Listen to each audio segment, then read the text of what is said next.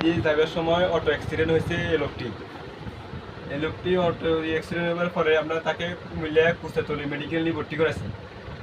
কিন্তু ডাক্তাররা না আসিয়ারে নার্সেরা তাকে চিকিৎসা করছে, কিন্তু তাদের যে ড্রেসিংগুলা এই কাজগুলো ড্রেসিং করার দরকার ছিল, এই যে রক্তগুলা একটু ড্রেসিং করে না, একটু ওয়াশ করে নাই।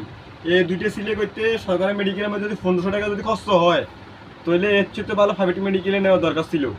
আর এই সিলেগুলা কোনো ডাক্তার করে নাই, এগুলো করতে ওই যাদেরকে প্রশিক্ষণ দেওয়া হয় তাদেরকে দিয়ে করেছে। ওগুলো করার পরে তারপরে বলছি যে ওকে দিয়ে টেস্টিং করো।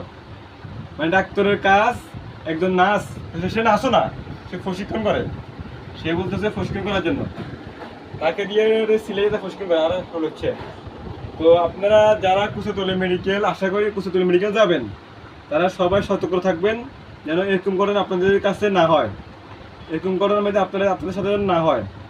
একজন ডাক্তারের চিকিৎসা না করে একজন নার্সে তার চিকিৎসা করছে, ডাক্তারে বসে আছিল। এই দুইটা সিলে করতে প্রাইভেট মেডিকেলে খরচ করলেও 1500 টাকা খরচ হইল না, কিন্তু কুশতলী মেডিকেল 1500 টাকা খরচ হচ্ছে। খরচ টাকাটা পাওয়ার কথা না, কিন্তু কোনো ড্রেসিং করে দেওয়া হয় না। আপনি দেখছেন নি, কোনো ড্রেসিং করে দেওয়া হয় নাই। কিন্তু একটা সাধারণ ডাক্তার ফার্মেসিক্যালের মধ্যে এগুলো ড্রেসিং করে দেওয়া হয়। সেরকম সরকারি মেডিকেলে কোনো কোনো সেভেন ডেভেলপ নাই, মানে কিছুই তারা করে দেয় নাই।